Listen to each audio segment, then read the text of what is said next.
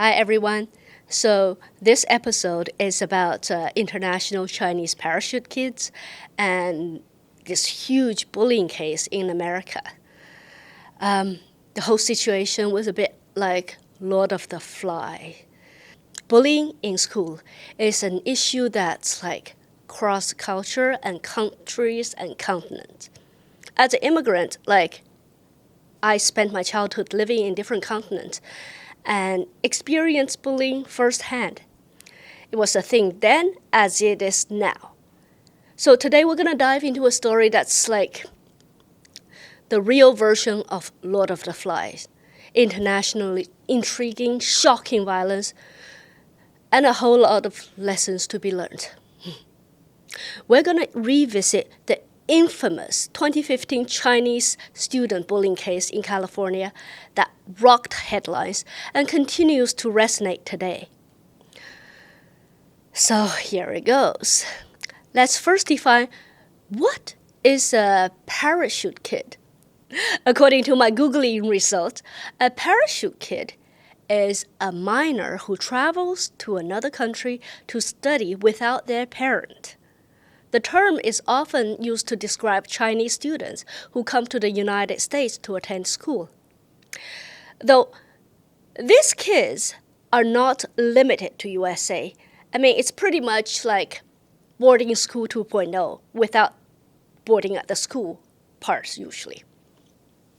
So in March 2023, news broke out that Helen Zhang, her Chinese name is Zhang Yunyao, the main perpetrator in this infamous case, a parachute kid, had been released from prison and was facing deportation from USA. So now that she's released, netizens were worried that she was just gonna go back to China and start with a clean slate as if nothing had happened. This sparked a wave of renewed interest in the case, with many remembering the chilling image of Helen. She was defiant in court. She looked a bit like, those villains you see in movies, showing absolutely no remorse. She was openly defiant in court, even going as far as asking the judge to hurry up so she can get back to her birthday party in China. It was like the girl had no idea the severity of her crime. Belittling the court like that got her 13 years, with 8 of which no probation. Only when she heard about the sentencing part did it knock her into reality. Helen started bawling. She's really unfortunate, partly because of her parents. Even after the trial, they thought the law was too harsh and their baby girl only had a fight with friends, and they were venting to reporters about how their little girl was going to have to do jail in USA just because of a little fight, in their opinion. Seriously, this was like the worst case scenario of spoiling your kid rotten, literally. And Helen's co-defendant, his name is Johnny Zhang, his parents weren't any better. They kept telling reporters that they didn't think their son did anything wrong, and all he did was go home to get a pair of scissors. How is this 6 years in jail? Dude, you forgot to mention what the scissors were used for. This case is a stark reminder of the dark side of international education and the challenges faced by many, many young people navigating in a foreign culture. This story of violence, betrayal, and the consequences of unchecked behavior should be a warning to all other parents thinking about sending your spoiled, rotten kid roaming around for free without guardians in another foreign country. Hello. So let's rewind to March 30th, 2015. Liu Yiran, an 18-year-old Chinese student studying in California, got like a text message from a classmate named Lu, inviting her for ice cream. So these two girls knew each other, right? Going way, way back to their elementary school in China. They came to the US together to study in senior high. Liu is like very hesitant as their friendship had like disappeared. They were like no longer BFFs. But Lu persisted, almost begging. And so Liu agrees, bringing along a male classmate for protection. So what's the catch, right? Why did she feel like she needed protection from her former BFF? So the rendezvous took place at an ice cream shop near the school. When Liu got there was only Lu in the store, and Liu felt like a sense of relief and thought maybe she was being paranoid, like by bringing protection. However, Liu was right on the money about her instinct. The meeting took a dark turn when Helen Zhai arrived with her boyfriend. The male classmate basically was forced out, and Helen told him to beat it. Facing the school bully, the male classmate was terrified, so he left. And now Liu is trapped. Helen made her boyfriend and Liu's ex-BFF to force Liu to kneel on the ground while she was on her phone calling all her friends for backup. That's Helen's friends. The first person Helen called was her buddy, Coco Yan, aka Yan Yuhan in Chinese. Helen told Coco that she had something cool and was telling her to get her butt right over right away. And of course, Coco agrees and said she'll bring extra friends. Like, really? When you have friends like these two, you don't even need enemies. So it snowballed. Tons of 16, 17-year-old parachute Chinese teens that don't know much about anything showed up. They don't know the law, Anyways, a total Lord of the Flies situation. During this time, Helen took a glass of ice water from the table and poured it on Liu's head while she was still on her knees. Then she ordered Liu to use her clothes to dry up the spilled water on the floor of the shop. While these clueless teens stood by and watched, they did nothing. It was only when there was too many people in the shop did Helen order to bring Liu to another location, to a nearby park, so they can really show off. The boss girl has already spoken, so all these teenagers dragged Liu to a nearby park. So the Chinese store clerk at the ice cream parlor tried to stop these teens from committing this crime. But she was one person and there were tons of rowdy teens. So unfortunately, that diminished the last chance of Liu being able to escape her predicament. Never in her worst nightmare did Liu imagine what was going to happen to her. Over the next 5 hours, Liu endured a horrific ordeal of physical and emotional abuse. First, Liu was kicked by Helen onto the ground. Then, beat up by a dozen of other teens that, Helen and her friend Coco called. Liu had no chance of escaping, trying to protect her head with her arms. And then, after about 10 minutes of brutal beating, Helen told everyone, "Let's take a break. Your hands must be tired from all these beatings." Then she ordered a few kids to strip Liu's clothes. Liu was humiliated in front of all these kids. They were taking out their cell phones and filming everything. The buddy Helen called first, Coco, was only 18 at the time, but she was mean to the bones. At the beginning, she didn't participate, but watching everything very coldly while smoking a cigarette. After Liu was stripped and in pain on the floor, she walked up to Liu and started burning Liu's bare skin with her cigarette butt. With each burn, Liu screamed, and the smell of the burning flesh filled the air. One of the girls took a lighter and was planning to set Liu's hair on fire, thankfully, because Helen before poured that glass of cold water, so her hair couldn't catch fire. But Helen didn't want to let Liu off so easily, so she ordered her boyfriend, Zhang, to go home and get a pair of scissors. The scissors before his parents complained about. So while Helen's boyfriend was away, Helen forced Liu to eat the dirt off the ground. And if she refused, she would burn by the cigarette butt the surrounding kids were now smoking. So now poor Liu was pressed onto the ground, her mouth full of sand and her face red with tears running down, praying for mercy. Soon, Zhang came back with the scissors, and Helen ordered 2 girls to hold Liu down on the ground and force her to lower her head.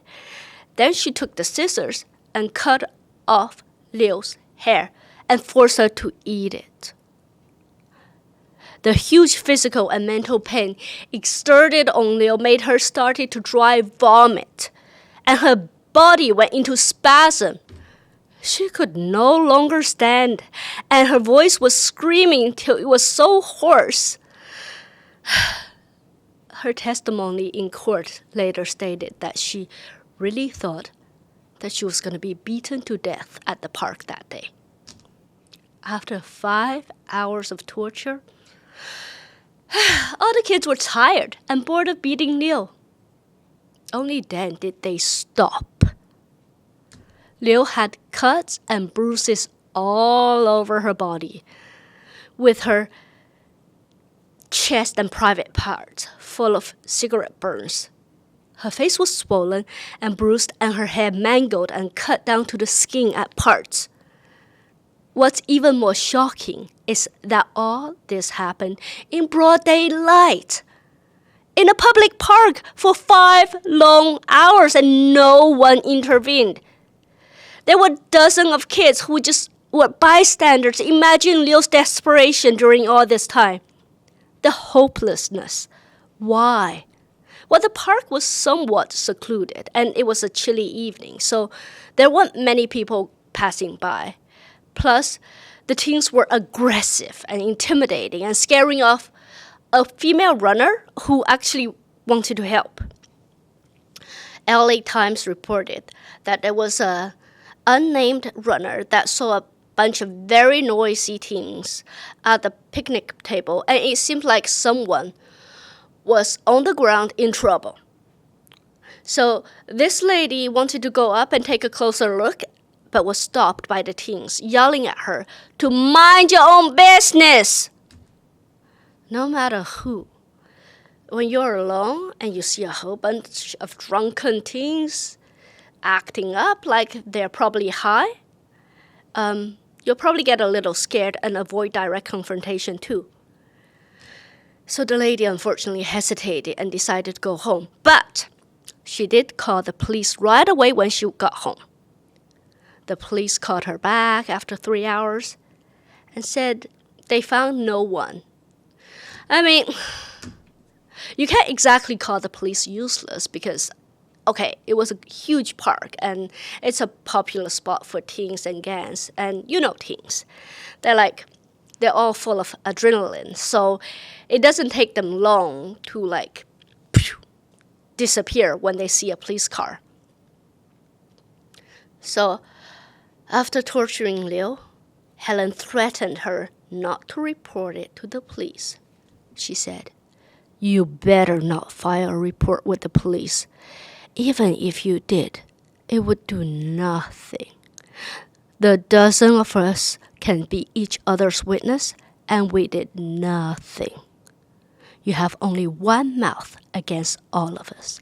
The police won't believe you if you dare go to the police, I promise you'll only get a worse beating next time.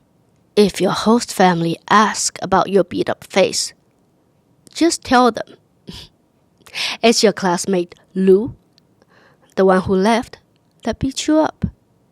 If you say this, we'll all cooperate with you to be your witness. The poor guy Lu who left Liu alone earlier probably never thought that he might be framed for this hideous act. The brutality of Helen is definitely to the next level. And to match her, Helen's bestie, Coco, threatened even more directly. She said, I got people in the police. Try to go to them and see if you don't die. Like Helen predicted, when Liu's host family saw her coming back with all these bruises, they were shocked. They asked Liu what happened, and after a hesitation, Liu went against the idea of framing her classmates and told her host family that she was beat up by a bunch of girls from her school. The mother of her host family was a fiery, tempered Spanish woman, and she took Liu to the police station right away. Thank God.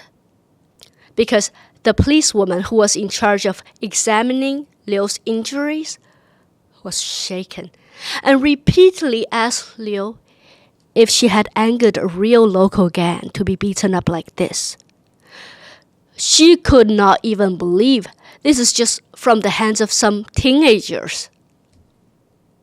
The police were shocked at their brutality. After verifying the event several times, arrest warrants were sent for all 12 kids. It included the ringleader, Helen, her buddy, Coco, and Helen's boyfriend, Zhang. When the police went to the various addresses to arrest these dozen teens, none of them were at home. It seems that they didn't spend their energy yet, so they had to go to a karaoke bar after the attack. And they only returned the next day, walking right into the arms of the waiting police. They didn't think they did anything. So when the police asked Helen if she knew what she was being arrested for, she had like a blank face. Only when the name Liu was mentioned did Helen fly into a hissy fit. Helen's reaction was chilling. She was dismissive, even cursing Liu and vowing revenge. It's clear that she doesn't grasp the gravity of the situation. This wasn't just a girl fight, as her parents would later claim. This was a serious crime. So, what exactly happened that caused this huge rift between the two? The motive behind the attack? Well, as it turns out, it was so petty. Because, Liu originally had, made fun of Shanghainese people on Facebook. And Helen happened to be one, and so are some of her friends. So she called on her friends at school to isolate Liu.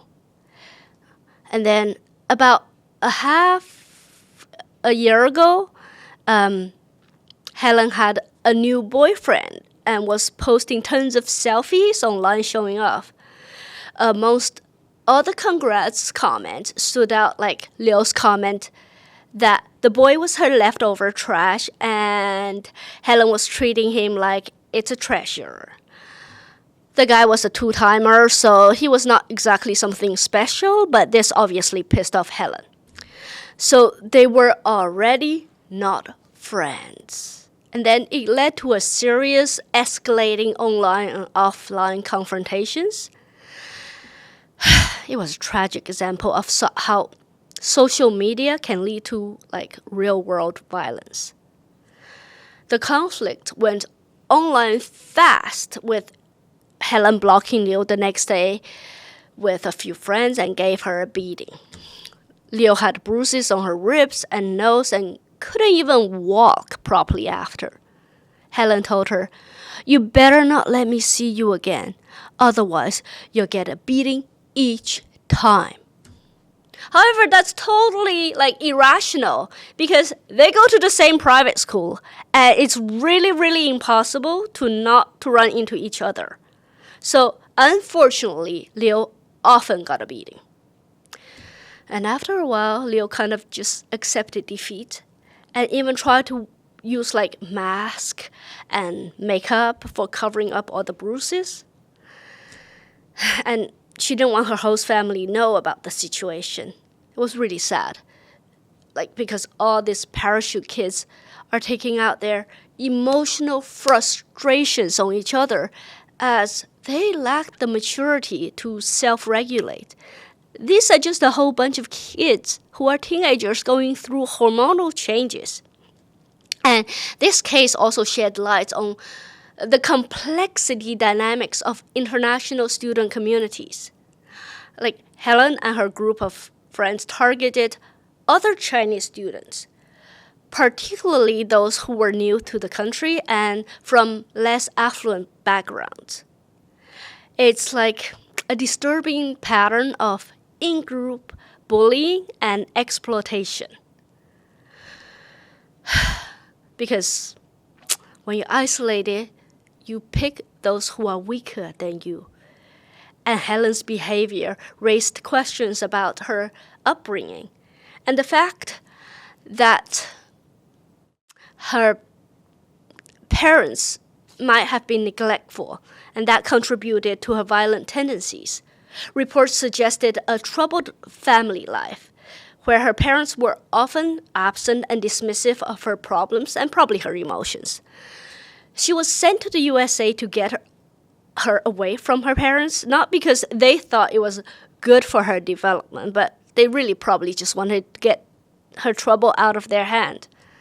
The familiar story of a problem child being shipped off to boarding school, both in China and the US, in the hopes that someone else can fix her. So there were a lot of media reports saying that Helen and her two other main accomplices, Coco and Zhang, were super wealthy elite family from China, whereas Liu was more from a lower middle class, and she was studying abroad based on scholarships. But according to LA Times and the New York Times Chinese version, based on their investigation, these few families, they don't have that much of a discrepancy in their family income. And John's father, when he was, taking interviews, he said his family was just middle class, and after sending his kid to studying abroad, it completely emptied his bank account. And he even emphasized that the real rich Chinese kid, all those families already bought their kids houses, and they have private tutors, and they have maids, and they have chauffeurs in America. They won't deal with host families, and they won't go to a diploma mill kind of school. They go to proper prestigious private schools. But in any case, any family who can pay $13,000 for a private school fee and then another additional $18,000 for the host family, they're not exactly poor, at least middle upper class. And in any case, if they know it's a diploma mill and the fees are too high to make it not great for the family, why would you even send your kids abroad to study? But John's father thinks because for Chinese, we all care about the facade to look good. If other people have it, I have to have it too. If other people send their kids abroad, I have to do the same. So when one of John's high school mates said he was going to go study abroad, he asked if Zhang wanted to go. And Zhang thought, oh, American schools, not a lot of homework, not a lot of pressure. So he agreed right away. Plus, those consultants, immigration consulting firms, they're not exactly, they're in it for the money. So they told Zhang's family, oh, it's easier to learn the language, easier when you graduate to find an American university and get a job. So Zhang's family was like, oh, wow. And then they paid the money and sent Zhang to a diploma mill. As for Helen, her family had another reason. Helen was just way too rebellious. So they wanted to send her far, far away so they don't have, any trouble with her. There's a saying in China, behind every problematic student, there's a problematic family. So, based on the net information, we were able to place together the situation with Helen's family. Both of her family were government workers, and they're very busy in their job. So when Helen was very young, she was sent away to let her grandparents take care of her. And grandparents like to spoil their grandkids rotten. When Helen was in kindergarten and would try to take other kids' toys and would hit other people, her grandparents didn't stop her or educate her, but they blamed it on the teacher of not taking enough care of her grandkids. And the other side's parents were blowing issues out of proportion. So by the time she went back to her parents to do primary school, both sides, Helen and her family, couldn't get along with each other. Instead of those parents who try to repair relationships with their kids, Helen's parents used a really simple and brutal way. They spent a lot of money and sent Helen to boarding school, and hoping the teachers, instead of the parents, would discipline her. So based on Helen's own memory from when she was a baby or when she was little, she can never spend more than 2 days with her parents. Otherwise, they would get into a fight. And she didn't like to stay home either. And then in school, she was always the trouble kid too. She, even at a very strict boarding school, she would secretly smoke and drink alcohol and then escape in the middle of the night to go hang out with her friends. She would bully kids from younger grades and steal their lunch money. And every semester in her school file, there's completely filled pages and pages, and they had to even add pages for all the disciplines that she broke. And every time when the schools told her parents these issues and asked them to collaborate with the education, with the teachers, Helen's parents thought it was the teacher's problem. They thought it's their job, and there's no student that the teachers can't teach. If they're not doing their job, they just are bad teachers. Any case, in either way, in their eyes, if it's an issue that can be solved with money, it's not an issue. Unfortunately, it doesn't happen with children. So when Helen graduated from junior high school in Shanghai, she had a chance to go to a good high school, but her grades weren't good. So her parents wanted to give her a good education, like any parents. Then they wanted to send her away to study in the States and hoping she's going to brighten her horizon and maybe she get a better personality. So Helen's parents contacted different consulting firms and then chose a private school in LA because the consulting firm said this is a Christian school and they have good school spirits and they have severe disciplines. But Helen's parents don't even think hello, your kid is a problematic kid. You think all these Chinese schools and Chinese teachers couldn't handle her and you're going to send her away without anybody else and that's going to solve your problem? Like, it was exactly the opposite. So sending the kid away is not going to create miracles. During the case, Helen's lawyers giving medical reports saying that when she was in America for the first year, because she was lacking English, her studies couldn't follow, and plus her own personality issues, she was having trouble making any friend.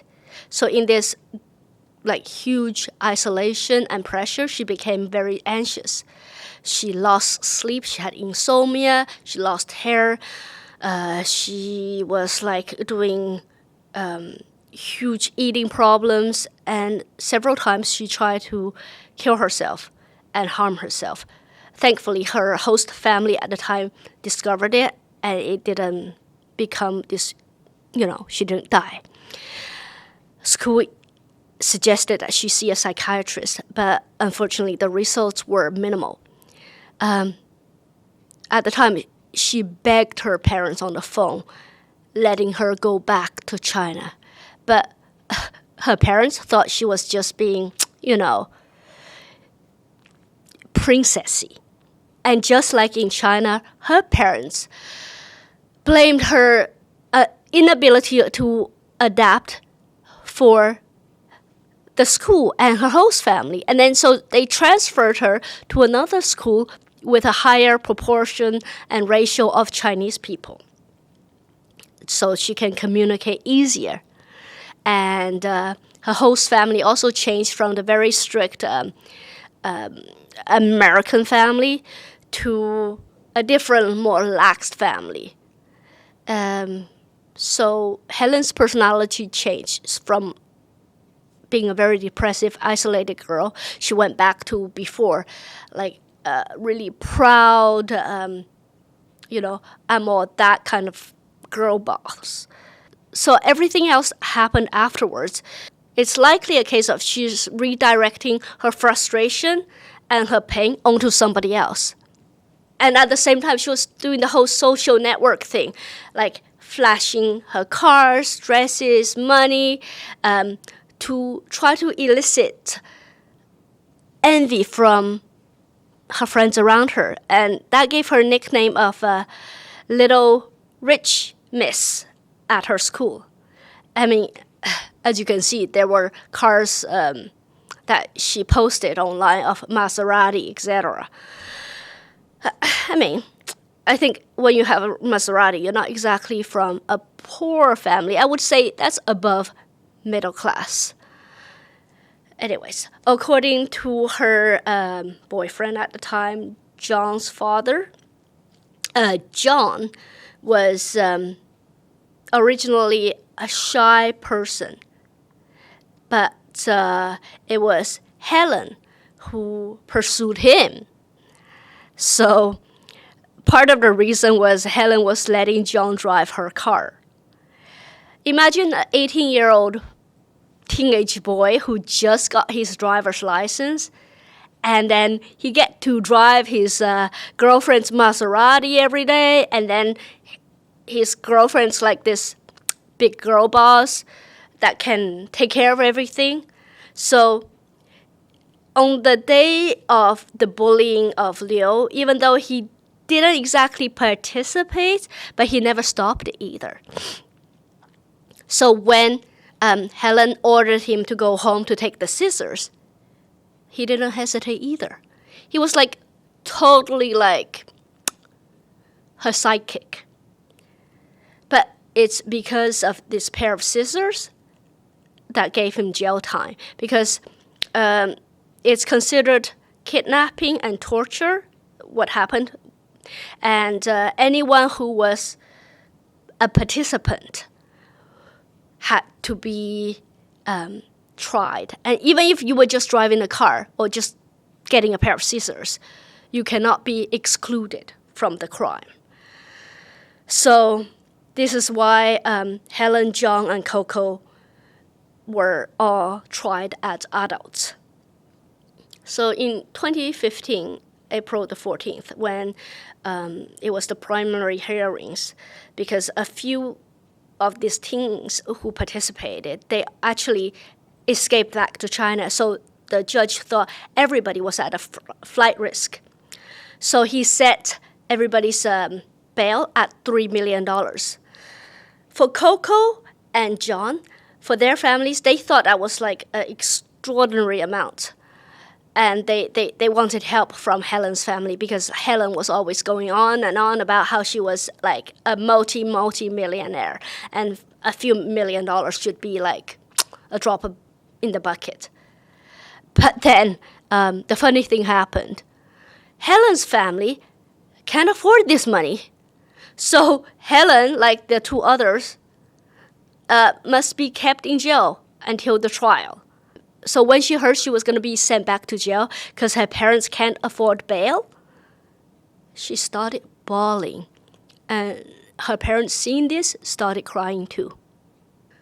This case also exposes the dark side of the international student industry. The school these students were attending was described as a diploma mill, preying on the desires of Chinese families to send their kids abroad. The school's lax oversight and the lack of support for international students created an environment ripe for exploitation and abuse. But, let's not forget the parents. Their reaction to the case are a mixture of denial, deflection, and attempts to use their connections to influence the legal proceedings. One of these parents even tried to bribe witnesses, a move that backfires spectacularly. Like, you really need to know the difference in cultures and the foreign country that you're going to.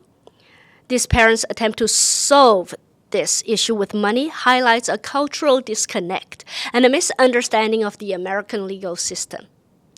They also lacked accountability and a failure to recognize the severity of their children's action. This was not just some little fight. Ultimately, this case is a tragedy for everyone involved. Liu suffered lasting physical and emotional scars.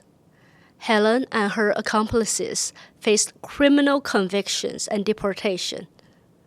And the families are left to grapple with the consequences of their children's actions. I mean, it's like the Chinese saying, if your parents don't teach you life lessons, society will beat it into you. This case was a wake-up call for international students, parents, and educators. It underscored the need for greater support and supervision of young people studying abroad. It also highlights the importance of addressing bullying and violence in all its forms. As a society, we have a responsibility to protect our children and create a safe and inclusive environment for all students. And this is regardless of their background or nationalities. This case should serve as a reminder that we all must do better. Pay attention to your kids, pay attention to their emotions and where they are. Anyways, thank you again for joining me on this discussion. And let's continue the conversations in the comments below.